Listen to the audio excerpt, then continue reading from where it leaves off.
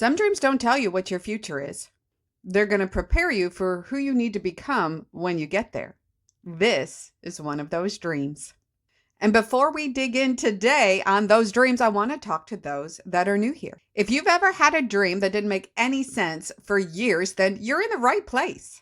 Every Monday and Thursday, we break down real dreams and real life lessons hidden within them. This dream is from July 12th of 2023, so about 3 years ago. I was pointing out to Aaron that there was a strip of red light shining down from the sky, but he didn't see it or recognize what I saw. Then everything started changing around me, a shimmering of the atmosphere from the normal Earth to an alien-type ship, as if it had been there all along, above us the whole time, and the cloak had just been disabled.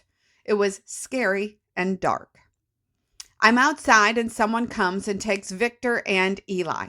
I scream no at them, but they take them by force. I'm inside my house. That also seems to be a business. Victor comes walking in, talking on the phone. It's as if nothing happened. He is acting normal, as if he'd never been taken. I put my arms around his tiny waist and hug him tight. I am so relieved to have him back. I hope he isn't weirded out by my hug or think it's a sexual advance, because he doesn't remember that I had lost him and now he's found. And I'm so grateful. I walk to the doors and begin to shut and lock them up. I believe there's an outer door and an inner door, and I lock and bolt both so no one can take him again. And we can stay protected inside from the bad guys or aliens or whatever is part of that darkness. I'm meant to help pull out swimming pools. I know this is my calling. I make my mind up to go and help where this person needs the pool torn up. But when I get there, there's already a ton of people working on it. And I realize I have no idea how to pull up a pool. And I back up immediately and quickly and hope no one saw me, because I needed to go Google how to pull up a pool before attempting to do this. I absolutely love this dream because it really exemplifies my character in such a funny, truthful, beautiful way. And I'm going to break it down pretty much into 3 chunks for you today so you can see how it is playing out in real life. Let's start with the cloaking mechanism, or the alien ship. The atmosphere begins shimmering and the cloaking device, or the cloaking mechanism, is gone. It disappears. At first glance, this dream looks like an alien dream, but I don't believe this dream is about aliens at all, and I'm going to show you how. Notice what actually happens. The alien ship does not arrive, it's revealed. The cloaking is removed and showing me what has been there the whole time.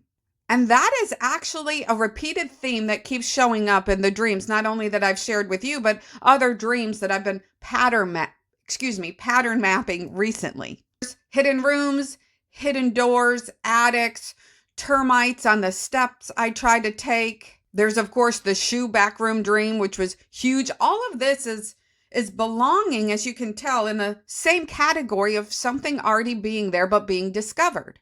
And it shows that I'm becoming aware of it before people close to me become aware of it. And it's not because they're wrong or unwilling, it's because I'm able to perceive something that they're not. But the dream doesn't stay there very long, because what happens next is what's most important. It's what the dream is wanting me to focus on. In this next section, it focuses on Victor. Victor is taken. Victor returns. There's a hug. There's doors. There's locks. And what I've learned over the years is to pay attention to names, the meaning of the name. So Victor was someone that I worked with at the time of having this dream, but he applies based on his name meaning. And you probably guessed it. The name Victor means victory. So the dream isn't showing just someone being taken. It's showing my victory. And look, Eli is in there too. So my current life, my victory that is mine right now, it's being taken. It's being stolen. Notice what's fascinating. The dream almost spends no time on the theft of my victory. Instead, it spends all of the time on the restoration of my victory, on the stewardship of my victory, on what I do once I receive it back. Victory simply walks back into my house, back into me, back into my life, back into my future.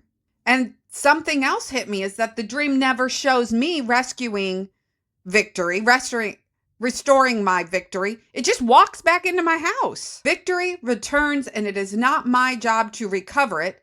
However, it is my job to steward it. I embrace it. I protect it. I lock the outer door. I lock the inner door.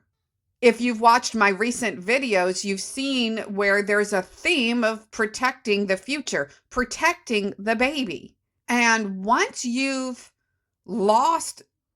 recovered something you've lost, you steward it differently. Not because you're living in fear, but because you've learned its value. Now look at this third section. You would think it would have nothing to do with the first, but it all ties in. Remember, it's the swimming pools. It's getting there and then feeling like I don't know what to do and backing up and Googling it. I specifically say I'm called to pull up swimming pools. And what are swimming pools? They're containers that hold something. In life, we build containers. That's how human nature works. We compartmentalize our life. The swimming pools can be belief systems, identity, habits, patterns even. And oftentimes those containers were necessary for a season. They're not shameful. They're not bad. They were meant for survival, but they have to be dismantled. They have to be pulled out before you're ready to walk into the next season. And that's exactly what I spend my days doing. When I help people break down their dream language, the dreams they're having at night, I'm helping them recognize old patterns, old swimming pools that need to be dismantled, that need to be ripped out. But I love the humility in this dream, because what happens when I get there? I'm intimidated. There's lots of people involved in these people's lives. And I back up. Not only do I back up, I hope no one noticed. I hope no one even notices that I was there. I want to go Google how to rip up pools. And when you apply that to reality, oftentimes dreams are incredibly hyperbolic. They want you to understand the feelings and the emotions behind the symbols, because reality is never going to look like the symbol. Reality, when it comes to pass from your dreams, is going to look like the emotion and the feeling. I'm not going to go help people rip up pools literally. I help people rip up patterns. Therefore, when I get scared, when I get intimidated, when I back up to go Google it, hyperbolically, the emotions are showing me literally what's happening right now. I am now helping people from around the world. I'm having complete strangers reach out for their dream help. And guess what comes with that? History, family, relationships, people. And I'm having to best steward how I help people rip out these pools. And at times, I feel unqualified to do it. Now let's look at the big picture. Let's look at the order of the messages in the dream. First, the hidden darkness is revealed. Then victory is restored. Then I learn how to protect the victory that's been restored. And only then does the dream reveal my calling. And what does it tell me to do? I can tell you what it doesn't tell me to do. It doesn't say, go teach, go lead, go save everyone. It says, go learn. And I think that is one of the healthiest representations of a calling I've ever seen in my dreams. Because finding your calling isn't the finish line. It's the beginning of becoming a lifelong student. Looking at this dream, I don't believe it is preparing me for one single event. It's preparing me for the kind of person that I need to become for my calling. Someone who notices things that others might not see. Someone who knows how to steward victory once it's restored. And someone who never stops learning once she discovers her calling. And that is one of the greatest gifts our dreams could ever give us. Not certainty about the future, but the character that we're going to need once we get there. If you made it through to the end of this episode, thank you. The time you choose to spend with me really means a lot. And if you would like help with your own dreams, I have a free community for that. I also have one-on-one sessions you can sign up for. Just see the links below.